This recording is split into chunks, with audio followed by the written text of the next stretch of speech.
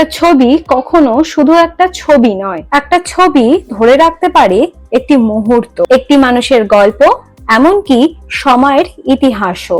প্রতি বছর 19শে আগস্ট পালিত হয় বিশ্ব ফটোগ্রাফি দিবস। কিন্তু আপনি কি জানেন, আজকের মতো কয়েক সেকেন্ডের ছবি তুলে ফেলার সুযোগ সব সময় ছিল না। ফটোগ্রাফির ইতিহাস শুরু হয় প্রায় 200 বছর আগে। 1820-র দশকে ফরাসি উদ্ভাবক জোসেফ মিসফের এমন একটি ছবি তৈরি করতে সক্ষম হন, যাকে বিশ্বের প্রথম দিকের স্থায়ী ফটোগ্রাফার হিসাবে ধরা হয়। তখন ছবি তুলতে কয়েক মিনিট নয়, কয়েক ঘন্টা পর্যন্ত সময় লেগে যেত।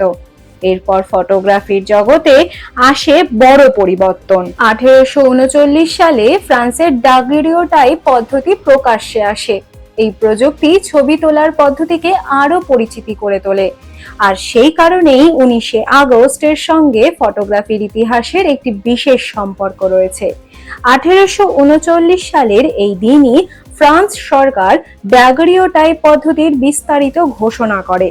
সময়ের সঙ্গে সঙ্গে ক্যামেরা আরো সহজ এবং দ্রুত হতে থাকে। এক সময় বড় ভারী ক্যামেরা নিয়ে ছবি তুলতে হতো।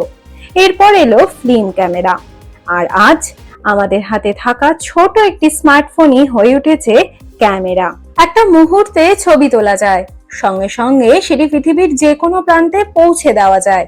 কিন্তু ফটোগ্রাফির গুরুত্ব শুধু স্মৃতি ধরে রাখার মধ্যেই সীমাবদ্ধ নয়। একটি ছবি অনেক সময় এমন একটি সত্যি দেখাতে পারে যা হাজারো শব্দেও বোঝা কঠিন।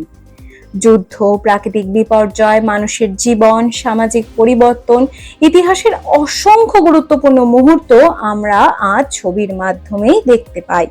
আর এখানেই ফটোগ্রাফির সঙ্গে সংবাদ ও মানুষের গল্প বলার একটা গুরুত্বপূর্ণ সম্পর্ক তৈরি হয়েছে।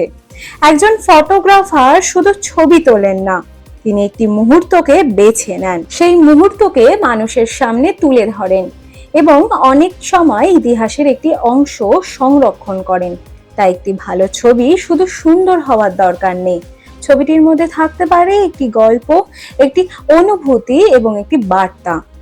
আজ আমরা মোবাইলের ক্যামেরা খুলে খুব সহজেই ছবি তুলে ফেলি, কিন্তু সেই ছবির পিছনে রয়েছে প্রায় 200 বছরের দীর্ঘ ইতিহাস, অসংখ্য আবিষ্কার এবং মানুষের সৃজনশীলতার গল্প। তাই এই ফটোগ্রাফি দিবসে শুধু একটি ছবি তুলবেন না, চেষ্টা করুন এমন একটি মুহূর্ত ধরে রাখতে যেটা অনেক বছর পর দেখলেও সেই দিনের গল্প মনে পড়ে যায়।